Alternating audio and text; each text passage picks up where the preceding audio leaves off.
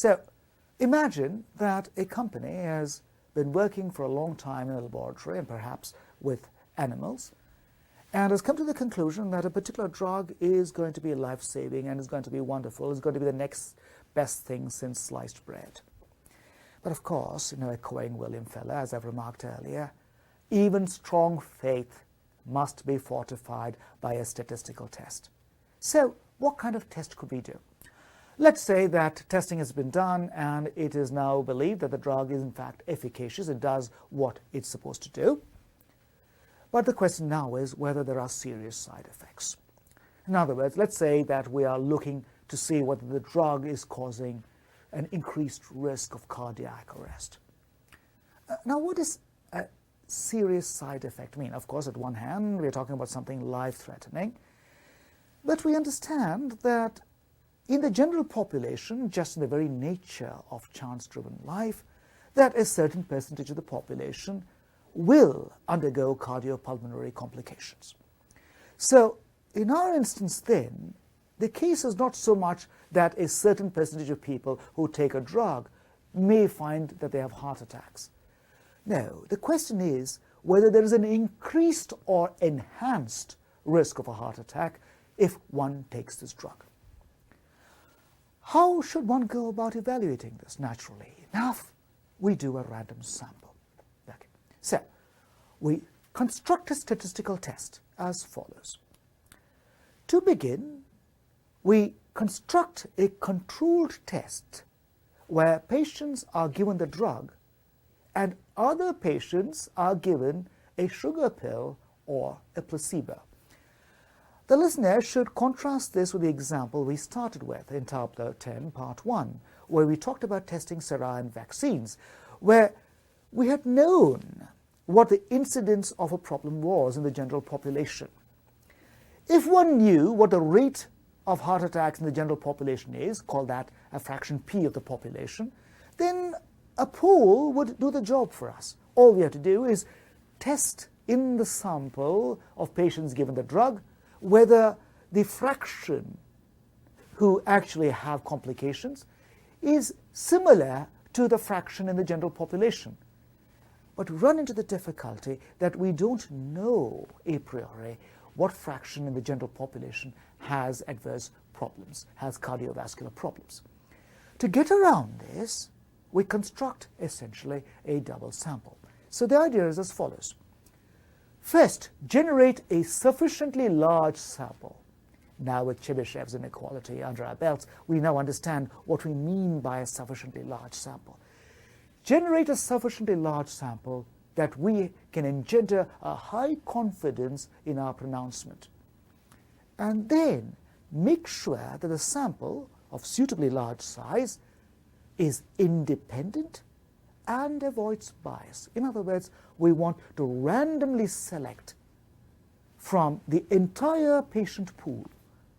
Of course, ideally sampling is with replacement, but of course, in such a setting, we rely on the fact that the patient pool is large enough that sampling without replacement is very close to sampling with replacement. And once you've got a large pool of patients to test on, break them up into two categories. One subgroup, one subpopulation is going to be given the experimental drug. The other subpopulation is going to be given a sugar pill. But we need to manage bias. You see, there are psychological factors here. If a patient knows that she is getting a particular drug, that might condition her body's response to it. And so to make sure there is a control on the bias, both on the side of the patient and on the side of the physician administering the drugs, we do it in a doubled blind process. The patients do not know which group they belong to, whether they are going to get the drug or the sugar pill. And the doctors administering the test don't know which patient is getting which. And again, the idea here is to control bias. Good. Now at this point, we have all the conditions in place for a statistical test. We report on whether complications arose in the subgroup who were given the drug and the subgroup who were not given the drug. of course, this is a chance-driven process because individuals' responses are chance-driven. Now, in individuals given the drug, a certain fraction will have complications, will have, say, cardiac issues. The fraction of individuals who are given a drug who endure complications then gives rise to a bias in that direction. Sampling from that population then engenders an individual with complications with a certain probability. In other words, what you're doing is generating a Bernoulli trial, flipping a coin toss. Of course, this is macabre. Success here means that there is a health complication. Similarly, in the population at large who are given a sugar pill, a certain fraction will have complications for natural reasons. Random sampling from that pool then engenders a different coin toss with a possibly different success probability. Success again here being a macabre idea that there's a health complication. Right? Now we have two groups, so we need to now make a notation a little more cumbrous. Let's call a sample from the patient group who are given the drug Y. It's a Bernoulli trial with a particular success probability. And let's call Z the result of a Bernoulli trial, a selection of an individual from a group given a placebo. And now we have a double sample. For the drug, we have N individuals and we monitor their response to the drug. We tabulate which individuals had a health complication, let's say a cardiac arrest, and which individuals did not. We have a sequence of Bernoulli trials. Similarly, for the placebo, we have another sequence of Bernoulli trials, this time let's say Z1 through Zn, which tag those individuals in that control group who reported health problems. Right. Bear in mind that these are Bernoulli trials with a priori unknown success probabilities. Okay, of course, success here is in this peculiar macabre view of life, where a success means a health problem, a cardiac arrest. Okay, where do we go from here? Well, the idea is to compare the complication frequency in the group given the drug with the complication frequency in the group who got a sugar pill. The fraction of individuals who were given the drug who reported complications is the sum of y1 through yn divided by n. This gives you exactly the number of individuals who had complications in that subgroup, and dividing by n gives you the fraction, the relative frequency of complications in that group. Likewise, the relative frequency of complications in the second group, Z1 through Zn, when you add them up, tells you how many complications you had in the individuals who are given the placebo. Divide by n, you've got a relative frequency.